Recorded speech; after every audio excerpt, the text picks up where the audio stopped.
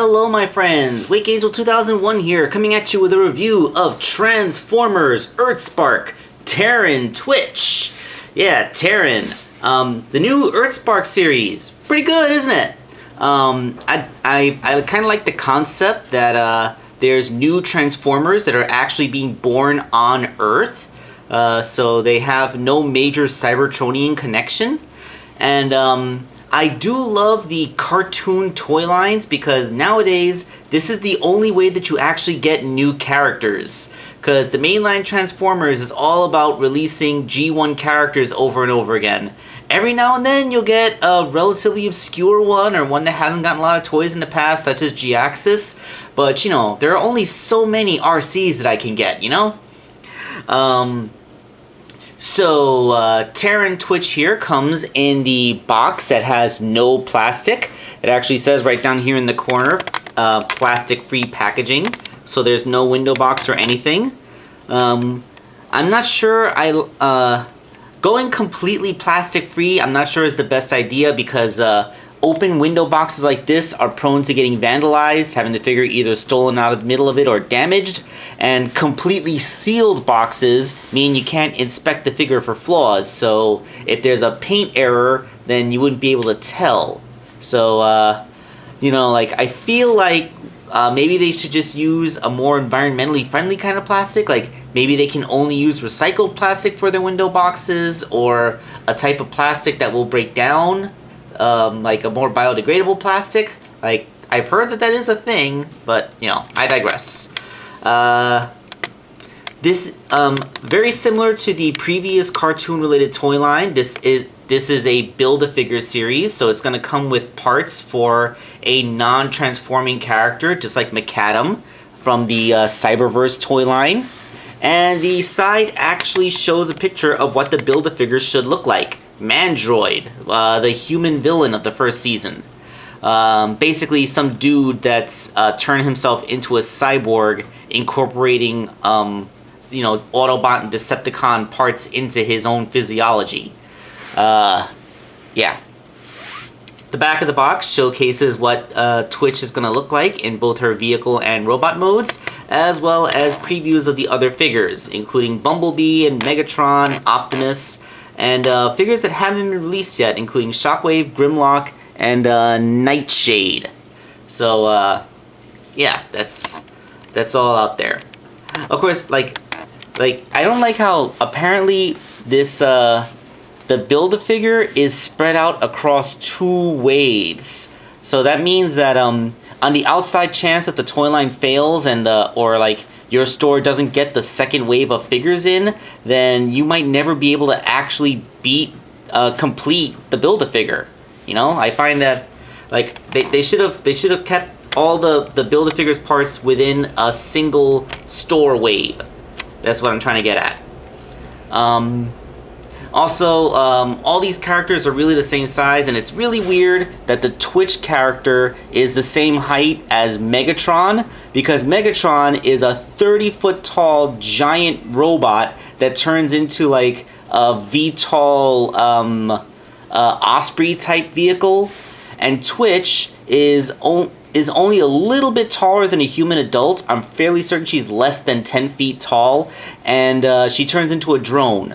So for these two characters to be the same size and action figure, like, I don't think I like that. Because the big flaw of the cartoon-related toy lines, you may get awesome new characters in it, but they don't do scaling the same way that the Generations line does. So you don't get Voyagers, Deluxes, and Core Class. You just get everybody is just a generic deluxe, and that's the one thing that I don't like about the cartoon-related toy lines. That being said, I talked about the box for 4.5 minutes, so let's go ahead and get her out of there. Okay, so here is Twitch out of the packaging. Her weapons and accessories come in this cute little Autobot printed tissue paper. Like, this is just disposable tissue paper that's not meant to be saved in any way, and in fact they put tape on it, which is inevitably going to tear it as you peel it. Oh, by the way, this is plastic. Your packaging isn't completely plastic free. Nope. But yeah, like, I kind of like how they went through the effort of printing it with this cute little Autobot, this Autobot printing on the tissue paper. Even if this is just literally trash, it shows. Oh, I might be ASMRing this video by mistake. I'm sorry about that. If it was distressing, I couldn't really hear that well. So yeah, they went to the effort to make it look nice, even though it is literally garbage. Okay, so inside of that tissue paper was Mandroid's head. It looks like we also got his backpack, which basically consists of a couple of robot arms and this thing that's supposed to go over his ribs. So, fairly significant parts of the Build-A-Figure. Like, Twitch is apparently a very important component. I mean, like, you do need to get the whole wave to build Mandroid. I'm probably never going to build Mandroid, but at least I have a severed human head to show for it. Yeah, seriously, if anybody else is interested in fully assembling their Mandroid and they need these parts, hit me up. I could probably just help out. If you prove that you actually do need your Mandroid parts and that I'm not just giving them to you so you can sell them on eBay. And this is her weapon accessory. It's a little blaster that goes onto her arm. It's one of those blasters where you put it on like this, and then it looks like her arm has transformed into it. I like that. That reminds me of the Transformers Prime toy line. And now let's actually talk about Twitch as a toy, as a figure. Okay, so sorry about the jump cut. I had a phone call and I had to edit around it. So I'm going to start talking about the Twitch figure itself. Out of the packaging, she looks very nice. She does look like she does in the show. I've put the weapon on her hand. It's the kind that when you put it on, it makes it look like her arm is transformed, which is kind of a cool thing. I remember that from Transformers Prime and really like it. And she looks screen accurate enough. She doesn't seem to have a lot of kibble aside from, what she would actually need. That might come from the fact that she transforms into a drone, so there isn't a lot of vehicle to her vehicle mode. So as such, there isn't really, aside from the landing gear on her elbows, that she pretty much doesn't have any kibble. Just a nice, clean robot. The only major flaw of the robot is that the chest doesn't really peg into place very well. You see, just by manipulating the VTOL, I'm moving her entire chest. So, this should have had a stronger peg to keep it connected. But aside from that, everything on her is fairly solid. Let's break down her articulation. She has a ball jointed head. It doesn't get a lot of expressive tilt, but it can lean, and it can look all the way up, so you can get a full-on Superman flight pose out of her. That is fantastic. All Transformers that have a robot mode capable of flight should have this kind of articulation. Super approve of that. Because she's a smaller character that's scaled up to a deluxe, it gives her a very large, expressive face. You just don't really see this too often anymore. And she has got some champion light piping. Man, I don't think I've seen a figure with light piping this great in years. I really miss the old days of epic light piping like this. Her shoulders are ball jointed. They go all the way out for the most part, and there's a rotation. The shoulders are actually quite tight. The ball joints are they're pretty tight. Almost like I feel like I had to really hold the figure down and force it to move. She has bicep swivels, elbows which get a full 90-degree bend. Nothing on the wrist. So, but you can peg her gun in there.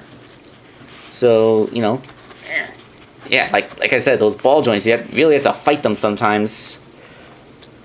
Let's see, there is a waist joint, nice and unimpeded. Hips with a big range, they go out very far, they go forward. There is a thigh swivel, knees get just beyond 90 degrees of bend. And there is ankle movement. It can go back and forth, and there's a ball joint for rocker. So, very articulated, very posable figure, and you can use these little things on her back to tripod her, so you can actually cheat and get her into action poses that the figure normally wouldn't be able to balance in. I think if anything, maybe this hip is a little loose. It's tight enough, I guess, but it feels a little slippery. Might need to thicken that a little bit. It's not that big a deal. But yeah, the figure is very posable and very displayable. Like, this may be the toy from the kids line and not a proper collector's toy line, but it's really nice and should blend in fairly well with your actual deluxes. Quite frankly, with the VTOLs like this and her overall color scheme, I kind of feel like I want to put her next to my Windblade figure as sort of a little sister character. Kind of want to see Windblade and Earthspark now, just so the two of them can meet each other.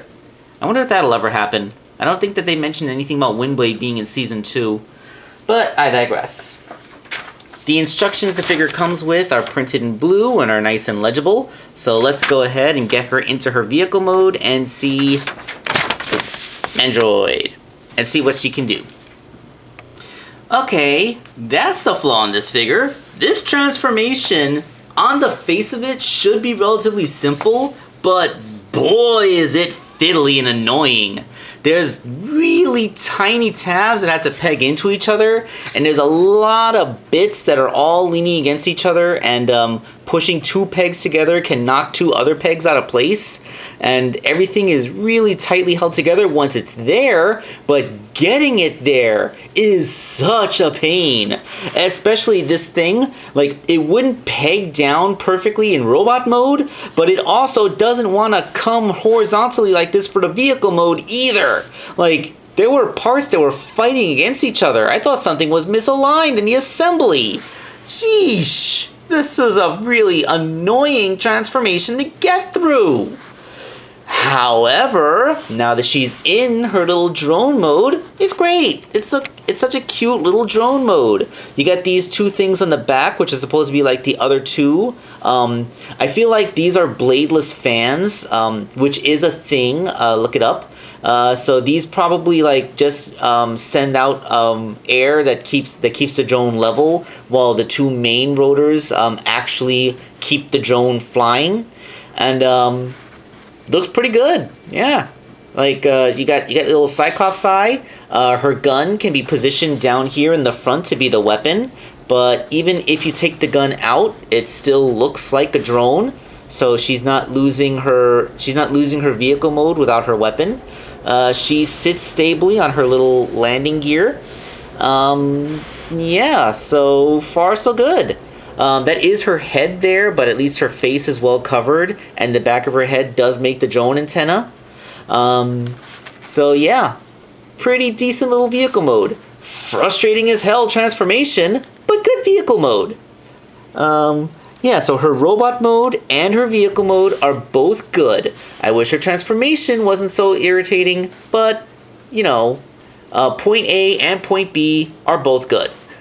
It's just that the road between them is a little bit bumpy. Let's see. I feel like, yes, if you look real deep in there, there is a peg so you can get this thing onto a flight stand. That's much appreciated. I don't have any flight stands on hand, so I can't really demonstrate that, but just pointing out that it does exist should be helpful to you guys. And, yeah, we got us a cute little Twitch. I really do love original characters for the TV series, like Strong Arm from Transformers RID, or the Viacons as they appeared in Transformers Prime. Those were really cool, and they had one of the coolest toys. Arachnid was an absolutely awesome character, the original for her show. Too bad her toys sucked so bad. But yeah, I kind of hope that Twitch becomes one of those characters that in the future will become ingrained enough into Transformers canon that they'll start sticking her into main stuff, and we'll get a proper deluxe toy of her. And I gotta point out, I do love in the show how, since she's a Terran, she has a little bit of an identity crisis. Like she's born on Earth, but she is a transforming robot. Like, you can't call her a Cybertronian, but she is still a Transformer. And she's kind of latching on for family figures. Like, there's a kid that she's emotionally bonded to, and their parents, but then she even kind of saw Wheeljack as a father figure because Wheeljack built the drone that she copied for her vehicle mode. And I found that to be one of the most adorable adorable things that I had ever seen. I mean, how often do we find a Transformer seeking out a father figure? That, like, I don't think that's ever happened. I mean, maybe in the comics somewhere, because I haven't read all the comics, but that is such a rare thing to see. So yeah, great character, pretty good toy. Actually, it's a rather great toy, especially considering the line that it's in. But yeah, Wake Angel 2001 signing off.